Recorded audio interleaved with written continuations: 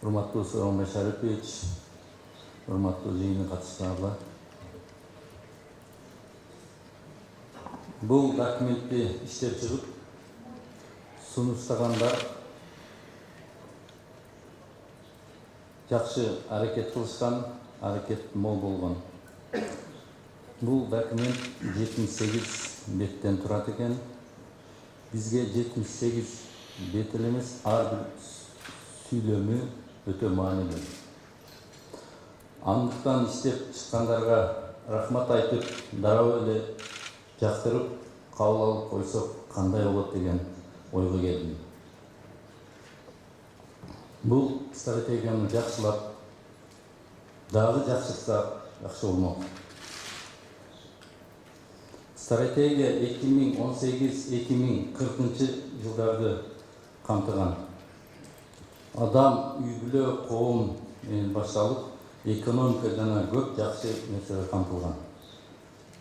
Адам потенциалын өнүктүрүү, бизнеске жагымдуу чөйрө, калыс башкаруу, эл үчүн жакшы ак тилектер жазылган. Элибиздин ден соолугу, билими, каарыларды кадырлоо, бийик деңгээлдеги маданият, сапаттуу инфратүзүмдөр, таза коом жана башка жакшы нерселерди окуганда ушуларды биз жасай алсак гана деген таттуу кыялга батасың. Бирок бул жакшы тилектерди кимдер жана кайсыл каражат менен ишке ашырабыз деген суроолор ойлондурбай койбойт. Мурунку стратегияны да кабыл алганда ушул жерден жакшы сөздөр, жакшы сунуштар жазылган. Ал стратегиябыз аткарылышы 17%-дан ашкан жок. Жылына 50.000 гектардан, бир эле моментин айтайын, жылына 50.000 гектардан жерди өздөштүрөбүз деген ал бүгүнкү күнгө чейин аткарылган жок. Мындай алынын ичинде стратегияда пункттар толтурабыз, жакшы ниеттер.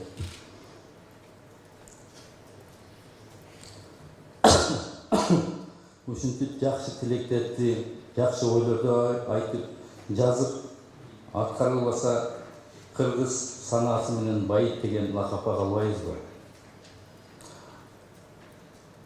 Айтканды аткарбагандарды эл да сыйлабайт. Жолбош изинен кайтпайт, жигит сөзүнө танбайт деген элибизде жакшы сөз бар. Эгер биз айтканыбыз башка, жасаганыбыз башка болсо, бизди ким жигит деп айтат? Кошуналардын стратегияларына салыштырган болсок, Кытай мамлекети 70 миллион жакырларды, бечараларды жакынкы жылдарда окуттуулардын катарына кошобуз. 2050 жылы дүйнөдөгү эң бай биринчи мамлекет болобуз деп максат коюшту. Анын үстүнөн иштеп атышат. Өзбекстан 2030 жылы дүйнөдөгү 30 инновациялык өнүккөн өлкөлөрдүн катарына кошулабыз деп. Анын үстүнөн иштеп атышат. Казакстан 2050 жылы 50 өнүккөн, бүт жагынан өнүккөн өлкөлөрдүн катарын толуктайбыз деп максат кылышты. Бул документте азыркы экономикалык жана саясий абалдар камтылган эмес, жакшы каралган эмес. Өзгөчө алсак, тышкы карызыбыз жөнүндө сөз жок. Дүйнөдөгү экономикалык жана саясий абал, анын ичинде АКШнын Россияга болгон санкциялары, анын бизге таасири тийбейт деп биз айта албайбыз. Себеби биз ЕСтин мүчөсүбүз. Мына 2024 жылы тышкы карызыбыздын эң жогорку пигине жетебиз. Жылына $320 миллион сырткы карызы жабуу башталат. Биз жылына $320 миллион жабыш үчүн 320 ишкана $1 миллион салык төлөй турган ишкана 4 жылдын ичинде ачышыбыз керек. Буну кыла алабызбы же башка айла барбы? Ага болгон 4 жыл калды. Өкмөт өзүнүн сунушун, программасын бизге так жана даана ушул боюнча айтып беришке кирди. Дагы абдан маанилүү маселелердин бири билим берүүнү жакшыртуу. Жакында Бүткүл Дүйнөлүк банктын өкүлү Ауксада болгон жыйында доклад жасаган.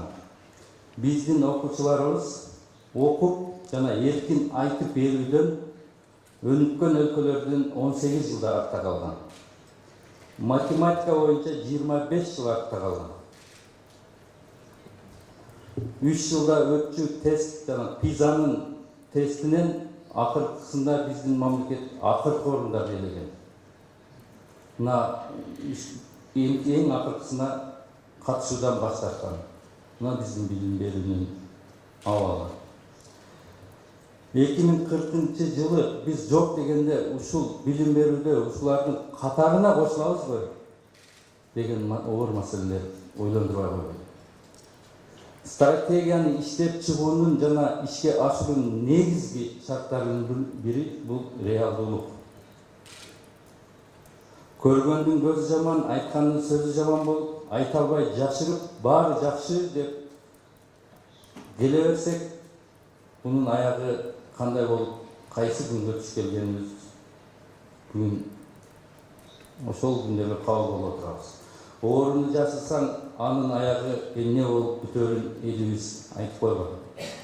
Андыктан болгон көйгөйдү анализдеп туруп, стратегияны түзүү зарыл деп эсептейм. Сөзүмдүн аягында айткым келет.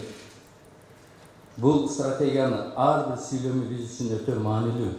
Өзгөчө кантип ишке ашырабыз, кайсы ресурстардын негизинде деген суроолорго биз так жооп таап туруп бекитсек жакшы болот эле. Рахмат көңүл бурганыңыздарга.